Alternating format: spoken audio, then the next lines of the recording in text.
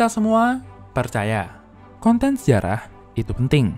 Tapi, untuk memproduksi lebih banyak konten sejarah, diperlukan dana yang tidak sedikit, baik untuk riset, ilustrator, biaya operasional, dan sebagainya. Beruntungnya, saat ini sudah ada platform apresiasi kreator Indonesia yang bernama Karya Karsa. Melalui Karya Karsa, kalian dapat mendukung kreator favorit kalian hanya dengan menggunakan GoPay maupun OVO. Sekarang, sudah ada beberapa orang yang mendukung Inspeksi Story. Kalau kamu percaya dengan apa yang kami perjuangkan, kamu juga bisa menjadi salah satu dari mereka. Jadi, tunggu apa lagi? Yuk, dukung Inspeksi Story. Dalam episode sebelumnya, kita melihat bagaimana berakhirnya Perang Dunia Kedua telah menyisakan kehancuran yang demikian parah, khususnya di benua Eropa. Jerman yang sebelumnya adalah negara adidaya, kini tidak lebih dari reruntuhan yang wilayahnya terbagi di antara 4 negara besar, yaitu Amerika, Inggris, Prancis, dan Uni Soviet. Negara-negara Eropa ingin bangkit kembali dari keterpurukan mereka. Namun berakhirnya Perang Dunia Kedua justru membuat Eropa memasuki sebuah dunia yang baru, di mana dua negara adidaya dengan ideologi yang berbeda saling bersaing untuk memperluas pengaruhnya masing-masing di dunia. Dalam dunia yang seperti ini, mungkinkah European Recovery Program dapat membangun kembali Eropa yang sedang terpuruk? Marshall Plan dimulai dengan adanya perjanjian kerjasama ekonomi antara Amerika Serikat dan negara-negara penerimanya. 12 Juli 1947, sekitar 16 negara Eropa menghadiri konferensi CEEC yang diselenggarakan di Paris, Prancis. Pada awalnya, Uni Soviet dibujuk Inggris dan Prancis untuk menjadi salah satu dari 3 negara besar yang akan menyusun rencana bantuan tersebut. Namun hal ini ditolak mentah-mentah oleh Uni Soviet. Mereka memilih untuk tidak berpartisipasi sama sekali, karena khawatir jika bergabung di dalam CEEC, Soviet maupun sekutunya harus menerima ekspor dari Amerika Serikat dan mematuhi sistem kapitalis Bretton Woods. Dengan kata lain, sama saja Uni Soviet bunuh diri secara perlahan-lahan dengan membuat dirinya dan sekutunya tercemar sistem kapitalisme yang merupakan lawan utama dari ideologi mereka, yaitu komunisme. Pada awalnya, ada sekitar 16 negara yang ikut dalam proyek ini. Komite ini bernama CEEC, yang diresmikan dan dibentuk pada 12 Juli 1947 di Perancis. Pada meeting CEEC, Amerika mengusulkan Jerman Barat menjadi salah satu negara yang menerima bantuan dari Marshall Plan. Namun hal ini sangat mengagetkan dan membuat Prancis menjadi khawatir, karena mereka harus bekerja sama dengan musuh bebuyutan mereka. Meski begitu, Amerika memahami Jerman memiliki sejarah sebagai salah satu aktor utama dalam perekonomian di Eropa.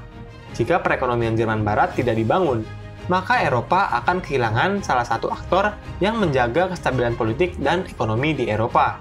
Saat Jerman mengalami kehancuran, Amerika Serikat mengalami kerugian karena kehilangan komoditas-komoditas Jerman. Tidak mengherankan jika Jerman Barat turut dimasukkan sebagai negara penerima dari proyek Marshall Plan, menjadikan jumlah anggota menjadi 17 negara. Masyarakat Amerika sendiri sebenarnya menolak rencana Marshall Plan, karena menurut mereka, program ini hanya akan membawa beban bagi Amerika setelah Perang Dunia.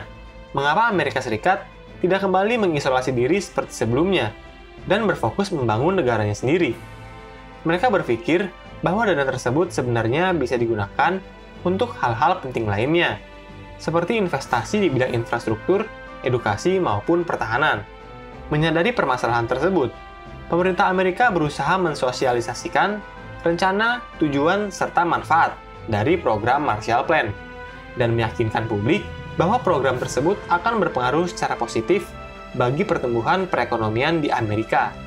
Pemerintah menjelaskan negara-negara Eropa yang ekonominya belum pulih akan menggunakan dana tersebut untuk mengimpor produk-produk dari Amerika dan meningkatkan ekspor dari Amerika Serikat. Meningkatnya ekspor akan menciptakan berbagai peluang ekonomi, seperti berbagai jenis usaha baru yang menjamin ketersediaan lapangan kerja bagi masyarakat, dan menciptakan American Dream. Melihat potensi tersebut, masyarakat bukan hanya sangat senang mendengarnya. Dengan cepat, mereka menjadi pendukungnya. Masyarakat tentu masih ingat ketika Great Depression melanda Amerika Serikat, yang menyebabkan sekitar seperempat jumlah penduduk di Amerika Serikat hidup dalam kemiskinan dan pengangguran. Marshall Plan dianggap sebagai salah satu cara untuk mencegah terulangnya kejadian tersebut. Tidak mengherankan jika anggota-anggota Kongres yang awalnya menolak program Marshall Plan kebanyakan tidak terpilih kembali saat pemilu tahun 1948. Dalam pelaksanaannya, mayoritas program-program Marshall Plan berjalan sesuai dengan rencana. Hal ini terjadi karena dukungan yang kuat dari masyarakat Eropa dan juga pengawasan Amerika melalui lembaga-lembaga independen yang berjalan dengan baik. Organisasi ECA juga mendorong anggota-anggotanya untuk merancang dan membuat pasar bebas, pasar ekonomi bebas, secara langsung mengajak anggotanya bekerja sama dalam menghilangkan perselisihan di masa lampau, seperti rivalitas Jerman dan Prancis. Program Marshall Plan sukses berjalan, dengan hampir tidak adanya kasus korupsi, penipuan uang, dan hal-hal lainnya yang mengganggu keberjalanan program tersebut. Kelak, Marshall Plan akan sangat mempengaruhi pendirian dari organisasi NATO pada tanggal 4 April 1949. Meski begitu, hal ini bukan berarti ada negara yang pernah nakal saat menggunakan dana Marshall Plan. Belanda, yang kehilangan koloninya dalam Perang Dunia Kedua, menginginkan agar Hindia Belanda dapat kembali ke pangkuannya. Belanda mencoba menggunakan dana yang mereka dapatkan dari Marshall Plan untuk mengembalikan kekuasaan mereka. Karena ulah Belanda yang mempergunakan dana ini secara nakal, Amerika mengancam menghentikan dana bantuan mereka.